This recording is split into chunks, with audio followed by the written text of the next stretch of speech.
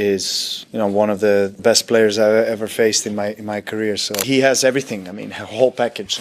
I mean, he's only 22. I mean, it's unbelievable. Carlos Alcaraz simply has just walked into the conversation with the best of all time. Carlos Alcaraz arrived in Melbourne with expectations, pressure, and history waiting on the other side.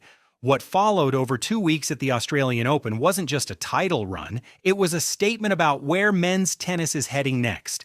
From the very first round, Alcaraz looked different, sharp, focused, and physically dominant. He moved through the early stages of the tournament without dropping a single set. Match after match, he controlled rallies with pace and variety, neutralized opponents with his speed, and dictated play with authority from both wings. There was no hesitation, no searching for form. He knew exactly what he wanted to do on court, and he executed it. By the time he reached the second week, the numbers told the story clearly. Straight set wins, minimal time on court, no signs of physical stress. While others were grinding through long battles, Alcaraz was conserving energy and sending a message to the rest of the draw.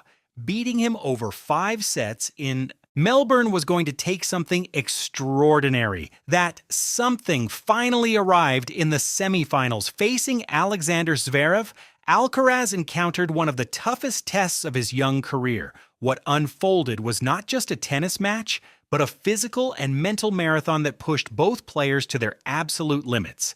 Alcaraz surged ahead early, taking a 2-sets-to-love lead with aggressive shot-making and fearless point construction. At that moment, it looked like another routine win. Then everything changed. Zverev raised his level, played some of the best tennis of his career, and dragged Alcaraz into extended rallies under brutal conditions. The match stretched beyond 5 hours, becoming the longest match Alcaraz had ever played at a Grand Slam. As the contest wore on, Alcaraz began to cramp heavily, struggling with movement and visibly fighting his body as much as his opponent. For the first time in the tournament, Alcaraz looked vulnerable, but this was also the match that showed how far he has already come. Even while cramping, even while exhausted, he stayed composed. He managed points intelligently, shortened rallies when possible, and leaned on his competitive instincts. When the match finally ended, Alcaraz emerged victorious, not just with a place in the final, but with a level of confidence that can only come from surviving something that difficult. He didn't just win the semifinal, he passed a test that champions need to pass. Waiting for him in the final was Novak Djokovic, the most successful player the Australian Open has ever seen, chasing a historic 25th Grand Slam title. Djokovic started the match exactly as a legend would. He played a near-perfect first set, serving with precision, returning aggressively, and exposing any small opening Alcaraz gave him.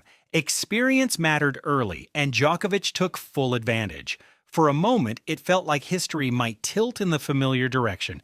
But from the second set onward, the match shifted.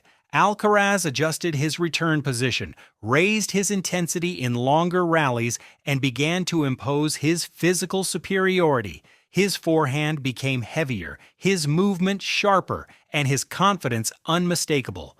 Where Djokovic had controlled the tempo early, Alcaraz gradually took it away from him. The rallies grew longer, the points more demanding, and that's where the difference showed. Alcaraz didn't panic, he didn't rush. He trusted his fitness, his shot selection, and his ability to problem solve in real time. Set by set, he pulled away. Djokovic fought, as he always does, but the balance of power had shifted. Alcaraz was no longer the challenger trying to break through. He was the one setting the standard. After 4 sets, it was over. Carlos Alcaraz had won his first Australian Open. With that victory, he completed the career Grand Slam, becoming the youngest player in history to win all 4 majors. At just 23 years old, he now owns 7 Grand Slam titles across every surface against multiple generations of elite players. Grass, clay, hard courts, outdoor and indoor, he has proven that his game travels everywhere. This Australian Open wasn't just another trophy. It was the missing piece, the one slam that had eluded him, The one surface where questions still lingered. Melbourne answered them all. What makes this run even more impressive is how complete it was. Dominant early rounds, survival in the semifinals, authority in the final against the greatest hard-court player ever. Alcaraz didn't avoid adversity, he overcame it at the highest possible level, and that's why this tournament matters beyond the result. At this rhythm, at this age, the trajectory is clear. Alcaraz isn't just collecting titles, he's building a resume that puts him on a historic pace. 7 Grand Slams by 23. A completed career Grand Slam before many players win their first major. Consistent success against legends and peers alike. Nothing is guaranteed. In tennis, careers change, bodies break down, competition evolves.